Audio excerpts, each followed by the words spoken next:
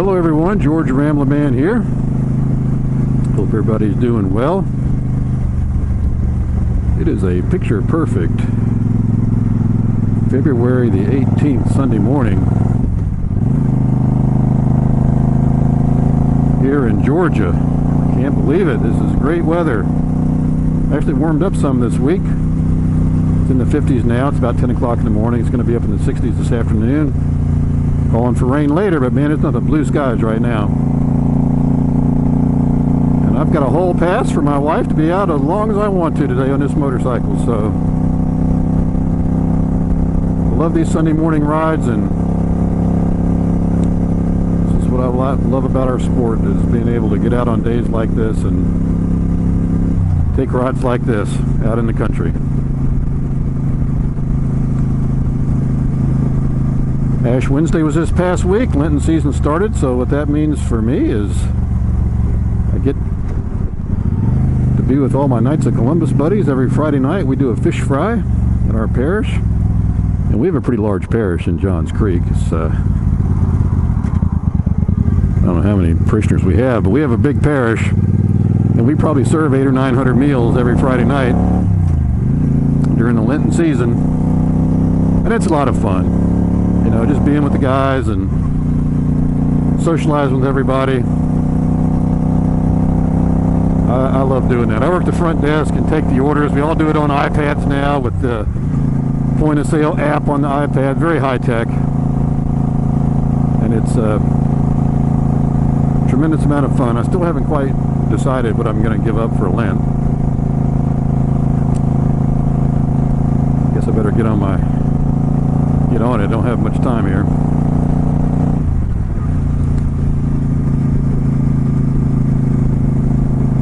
Anyway, I don't really have too many specific topics today, but I'm going to comment on a few videos I've seen. First of all, the Hootenanny this year, I see where we're making some progress on that, just looking at the Facebook page. It's like we picked out at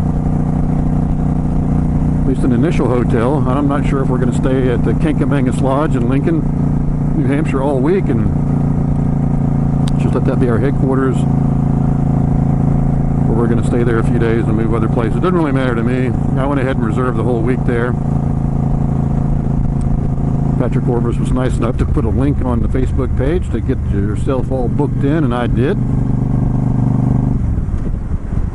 And my wife is coming with me. She's going to go up and be with her family on Cape Cod that week, so we've decided actually to fly into Manchester, New Hampshire. I'm going to rent a bike right there in Manchester at MOMS, which stands for Motorcycles of Manchester. They also have a dealership down in Foxborough I was going to rent from, but after finding out kind of where we were in Lincoln and how close Manchester is to Lincoln, I thought, you know what, it might be a better deal to rent the bike in Manchester and not have to ride Interstate 93 right through the heart of Boston, Massachusetts.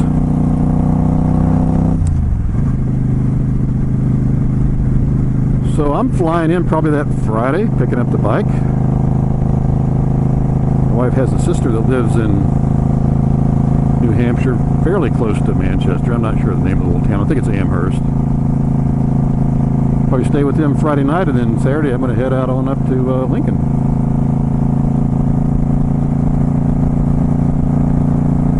Mom's there in Manchester. They have a full complement of Harley Davidsons you can rent, and they have some Indians and I think a Honda Goldwing. I haven't decided exactly what I'm going to rent. I need to go ahead and reserve that as well. And it's not going to be cheap for 7 days of motorcycle rental. It's about $133 a day if you do it for a week. I think it's $143 a day if you do it for less than a week. And then you add some taxes and insurance, and it's not an inexpensive proposition. But since my wife's coming with me and I really don't have an extra 4 days to get up there and get back, just saving my money and do it that way. So I'm looking forward to it. My wife actually has given her full seal of approval to the New Hampshire area in White Mountains. As a kid, they used to pile into their station wagon and head up there for summer vacations. She says she's ridden many a mile on the Kankamangas, and I hope I'm pronouncing that right, the Kankamangas Highway. fact, one of her sisters has a condo, kind of a ski condo up in, I think, Conway, New Hampshire, where they still go skiing every year. And my wife says it's a beautiful area. I'm really looking forward to the rides. I know Patrick Orvis and Riding Country. Probably Happy Jack are going to do some scouting rides for us, find out exactly kind of what our itinerary is going to be. And I'm in for the whole week. I do have to be in California the next Monday, so I'll probably bug out on Friday the 13th, get on back down to Atlanta, get myself on out to California. But if you get a chance to go, please try to be there. It's going to be great.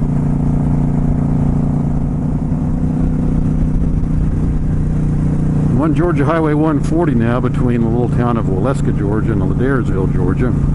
Way out in the country, but it's a nice motorcycle road. It's one of my go-to roads.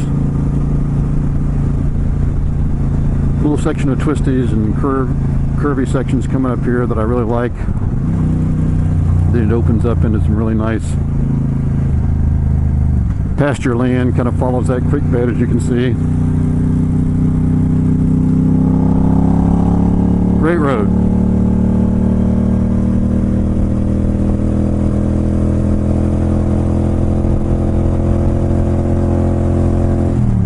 Love the sound of those pipes.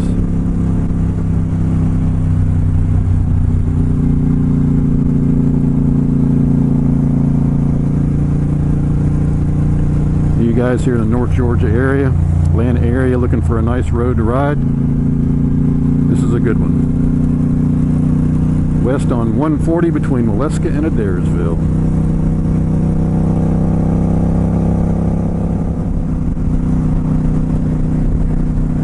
Highway 411 now, kind of headed north,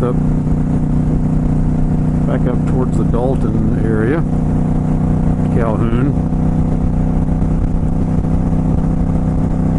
Nice country road. I think it's a U.S. highway, actually, 411. Kind of parallels the railroad tracks over there, if you can see in the distance. But those railroad tracks have been there for, I don't know, mid-1800s. It's the old Western and Atlantic Railroad. When I was in college, I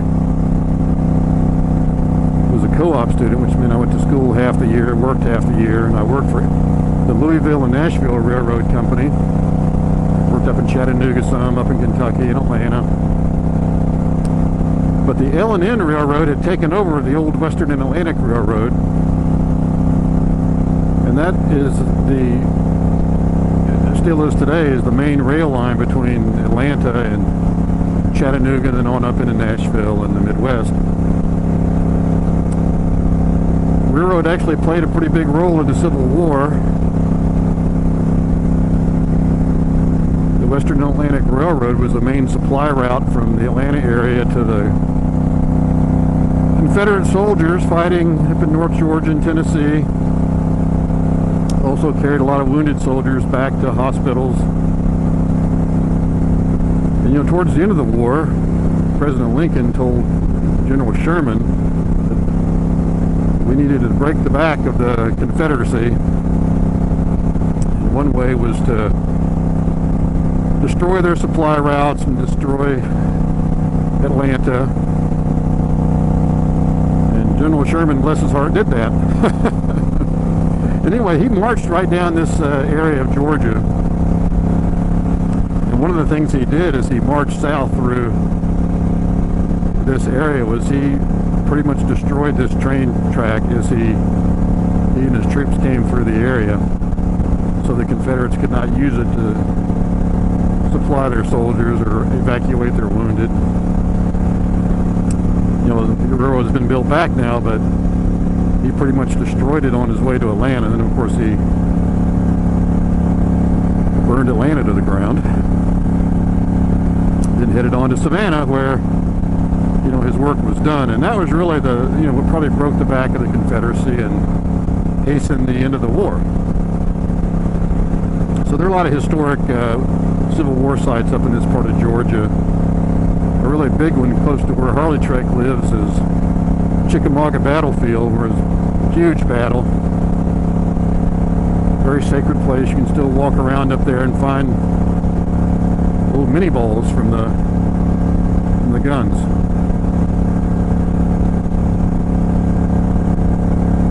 But this Highway 411 goes on up to Chattanooga, goes on up into Knoxville, into Smoky Mountains. I'm not sure where it goes after that.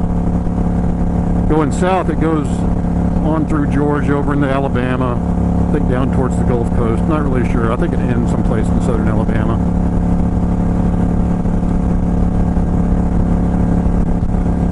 It's not really a curvy or a twisty road, but it's a nice country road to be out and ride your motorcycle on. I enjoy it. As you can see, there's some pretty nice scenery, and this is a great February afternoon. Actually, it's still morning to be riding. Not much traffic. Beautiful scenery. What more could you ask for?